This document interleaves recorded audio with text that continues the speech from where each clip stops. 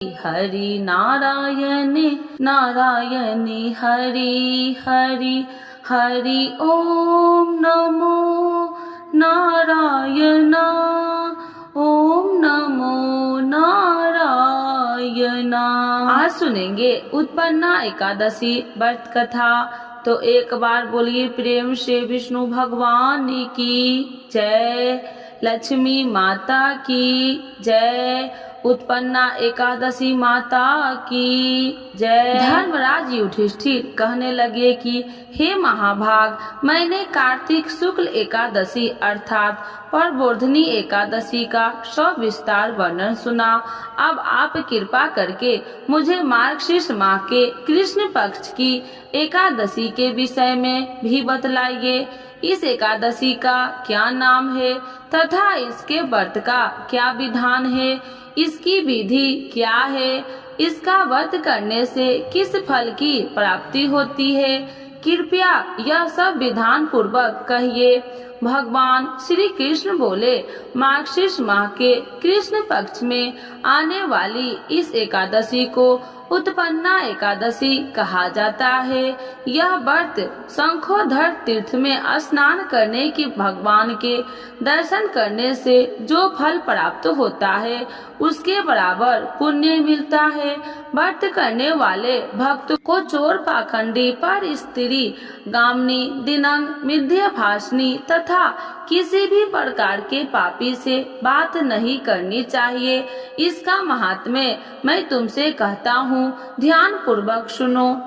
उत्पन्ना एकादशी की कथा। युधिष्ठिर कहने लगे कि हे भगवान, अपने हजारों यज्ञ और लाख गौदान को भी एकादशी व्रत के बराबर नहीं बताया, सो यह तिथि सब तिथियों से उत्तम कैसे हुई बतलाइए। भगवान श्री कृष्ण कहने लगे कि हे युधिष्ठिर, सतयुग में मूर नामक एक दैत्य उत्पन्न हुआ। वह बड़ा बलवान और भयानक था। उस पर चंड दैत्य ने इंद्र इत्यादि वसु, वायु, अग्नि आदि सभी देवताओं को पराजित करके भगा दिया। तब इंद्र सहित सभी देवताओं ने भयभीत होकर भगवान शिव से सारा वृत्तांत कहा और बोले, हे कैलाशपति, मूर दैत्य से भयभीत होकर सब देवता मृत्यु लोक में फिर रहे हैं।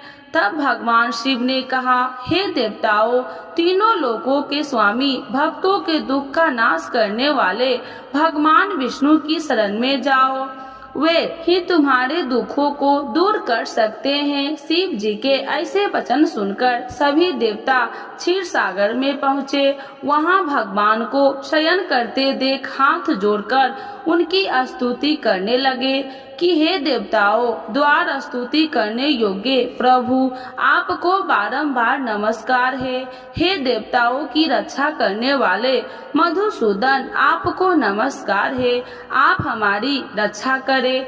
दैत्य से भयभीत होकर हम सब आपकी शरण में आए हैं। आप इस संसार के कर्ता, माता पिता, उत्पत्ति और पालन करता और संहार करने वाले हैं। सबको शांति प्रदान करने वाले हैं। आकाश और पाताल भी आप ही हैं। सबके पितामह ब्रह्मा, सूर्य, चंद्र, अग्नि, सामग्री, होम आहुति, मंत्र, तंत्र, जप, यज्ञमान, यज्ञ कर्म करता, भोक्ता भी आप ही हैं। आप सर्वव्यापक हैं। आपके सिवा तीनों लोकों में चर तथा अचर कुछ भी नहीं है। हे भगवान, दैत्यों ने हमको जीतकर स्वर्ग से भ्रष्ट कर दिया है और हम सब देवता इधर उधर भागे भागे फिर रहे हैं। आप उन दैत्यों से हम सबकी रक्षा करें। इंद्र के ऐसे वचन सुनकर भगवान विष्णु कहने लगे कि हे इंद्र, ऐसा मायावी दैत्य कौन है जिसने सब देवताओं को जीत लिया है? उसका नाम क्या है? उसने कितना बल है और किसके आश्रय में है तथा उसका स्थान कहाँ है? यह सब मुझसे कहो। भगवान के ऐसे वचन सुनकर इंद्र बोले, भगवान, प्राचीन समय में एक नारी जंग नामक राक्षस था। उसके महापराक्रमी और लोक विख्यात मूढ़ नामक एक पुत्र हुआ।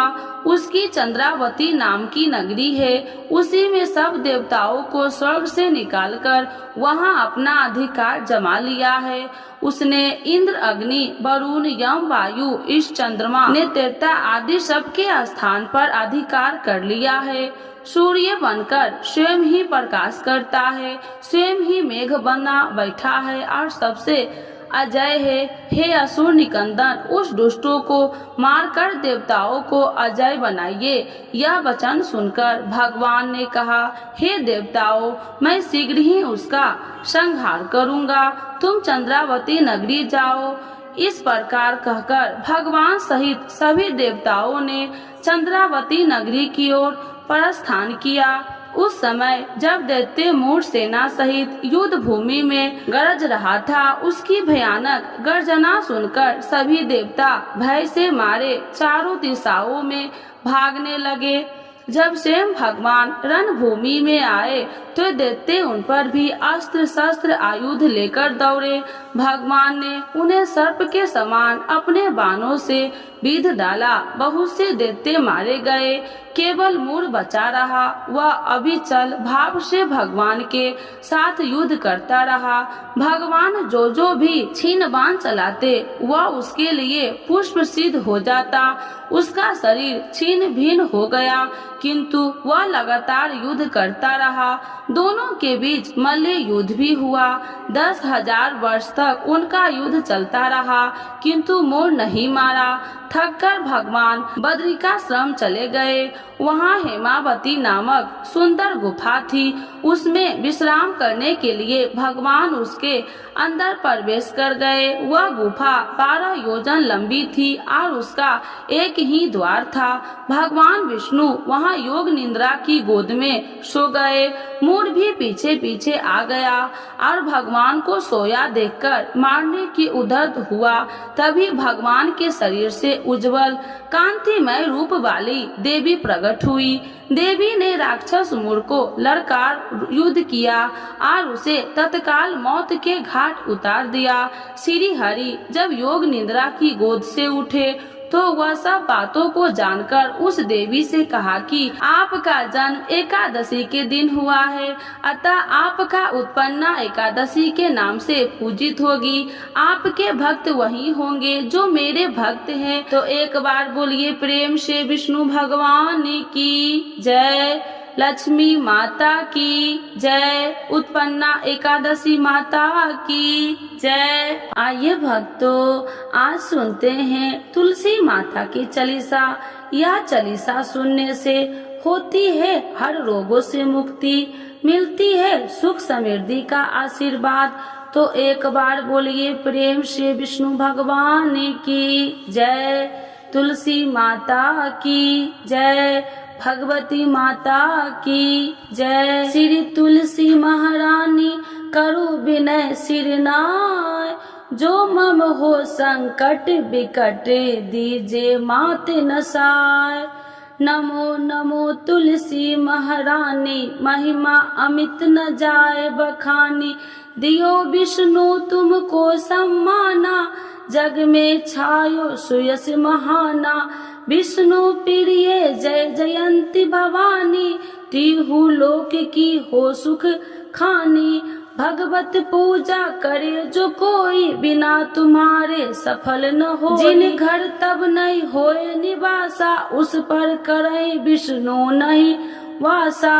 करे सदा जो तब नित सुमरन, ते ही के काज होए सब पूरन। कार्तिक मास महात्म्य तुम्हारा, जाको जानत सब संसारा। तब पूजन जो करे कुमारी, पावे सुंदर वर सुकुमारी। करे जो पूजा नित प्रति नारी, सुख संपत्ति से होए सुखारी। वृद्धा नारी करे जो पूजन, मिले भक्ति होवे पुलकित मन। श्रद्धा से पूजे जो कोई, भव निधि से तर जावे सोई। कथा भागवत यज्ञ करावे, तुम बिन नहीं सफलता पावे। छायो तब प्रताप जग भारी, ध्यावत तुम्हि सकल चितधारी। तुम्हि मात यत्र तंत्र में, सकल काज सीधे होवे क्षण में। औषधि रूप आप हो माता, सब जग में तब यश विख्याता। देव ऋषि मुनि और तपधारी, करत सदा तब जय जयकारी। वेद पुराणन तब यश ज्ञाया, महिमा अगम पार नहीं पाया।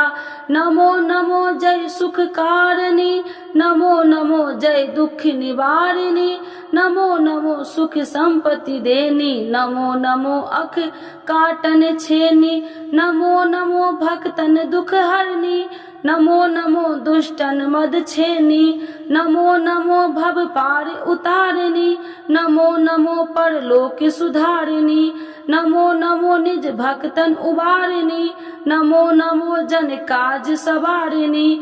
नमो नमो जय कुमति नशावनी, नमो नमो सब सुख उपजावनी।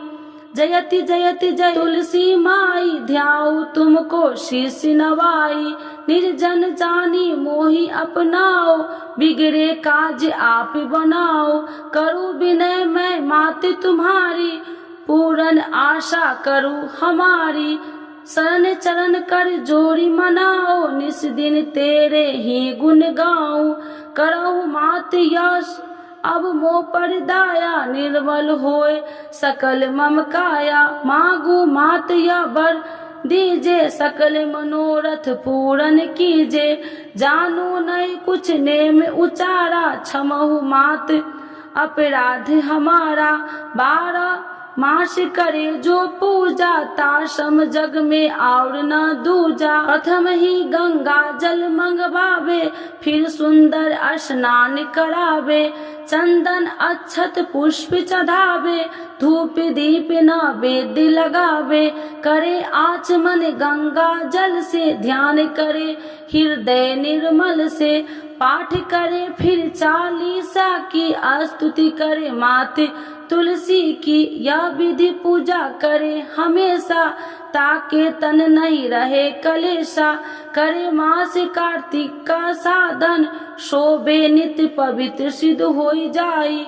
है यह कथा महासुखदाई, पढ़े सुने सो भव तर जाई। यह श्री तुलसी चालीसा, पाठ करे जो कोई।